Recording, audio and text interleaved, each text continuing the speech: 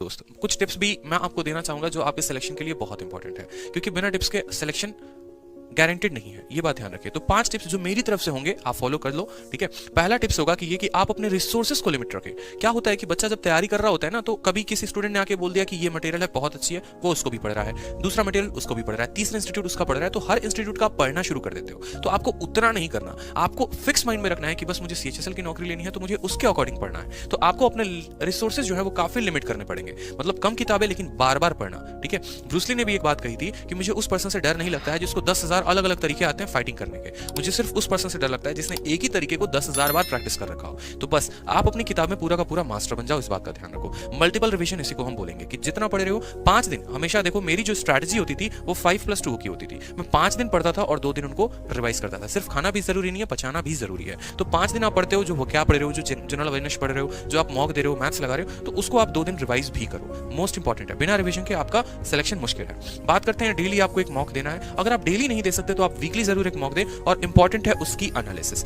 Mock में क्या गलतियां हुई आपसे, क्या क्वेश्चंस थे जो आपको नहीं आते थे, किन टॉपिक्स पे आपको फोकस करना है, मैथ्स का कौन सा गलत हुआ, इंग्लिश का कौन सा गलत हुआ, कौन से चैप्टर से गलती हुई, एक एक बात आपको ध्यान रखना है। और एक डायरी ऑफ मिस्टेक्स आपको बनानी है। डायरी ऑफ मिस्टेक्स क्या है, एक डायरी बना ली, मॉक में जो गलती होती है, कहीं पर गलती होती है, उस डायरी में लिखो। क्योंकि अक्सर ऐसा देखा जाता है कि जो गलती आप मॉक में कर रहे होते हो वही गलती आप पेपर में भी करके चले आते हो, तो कम से कम वो गलती तो आप रिपीट नहीं करोगे। एग्जाम के 5 दिन पहले से डायरी ऑफ मिस्टेक्स को पढ़ना आप शुरू कर देना। नेक्स्ट बात करते हैं यहाँ पर, आप अपने कैलकुलेशन स्पीड को बढ़ाओ, ठीक है। जितना ज्यादा कैलकुलेशन कर सकते हो उतना ज्यादा कैलकुलेशन करो। डेली आप 15 मिनट अपने आप को दो, सुबह उठते ही 15 मिनट दो, माइंड में ही आप अपना कैलकुलेशन करना शुरू कर दो। कैलकुलेशन की बहुत एग्जॉस्टिव वीडियो जो अब तक यूट्यूब पर नहीं है, कम से कम 10 से 12 घंटे की वीडियो मैं लेकर आऊंगा एक साथ पूरी की पूरी, और एक एक चीज कैलकुलेशन की मैं आपको बताऊंगा कि जैसे 125 हो गया, इसका स्क्वायर आप सीधा कैसे कर सकते हो, सीधा आप लिखोगे 156 25, ऐसे शॉर्ट फॉर्म में कैसे लिख सकते हो बड़ी बड़ी संख्याओं का स्क्वायर, ठीक है। 82 को आप सीधा कैसे गुना कर दोगे 88 से, ठीक है। तो ये हो जाएगा, इतने शॉर्ट में आप कैसे लिख सकते हो, सभी चीजों के बारे में हम यहाँ इस वीडियो में जान जाएंगे। उसके अलावा आप जो कर सकते हो वो कर सकते हो कैलकुलेशन की एप्स।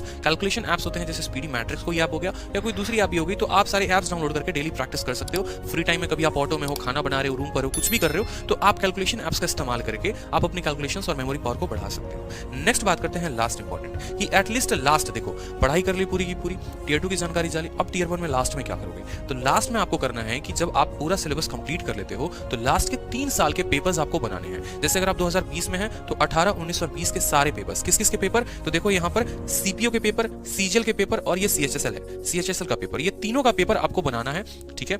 इनके द्वारा कराए गए सिर्फ प्री के पेपर्स, ये बात ध्यान रखिए, क्योंकि कमीशन एक है, वेंडर एक है जो आपका पेपर कंडक्ट कराती है, तो ज्यादा सवाल के लेवल में फर्क आएगा नहीं, और इनके पेपर्स को आप करके जाओगे। जब आप इतना तैयारी कर लेते हो तो आप बहुत 100% श्योर हो जाते हो अपने सिलेक्शन के लिए। उसके बाद आपकी दुनिया की कोई ताकत आपको सिलेक्शन लेने से नहीं रोक सकती, ठीक है। तो ये बात ध्यान रखेंगे यार। देखो वीडियो अच्छी लगती है ना तो लाइक जरूर किया करो यार, आप लोगों के लाइक से बहुत मोटिवेशन मिलती है, बहुत हिम्मत मिलती है और पढ़ाने की, और अच्छा करने की, और बढ़िया कंटेंट लेकर आने की, और साथ में वीडियो को हर जगह पे शेयर भी किया करो।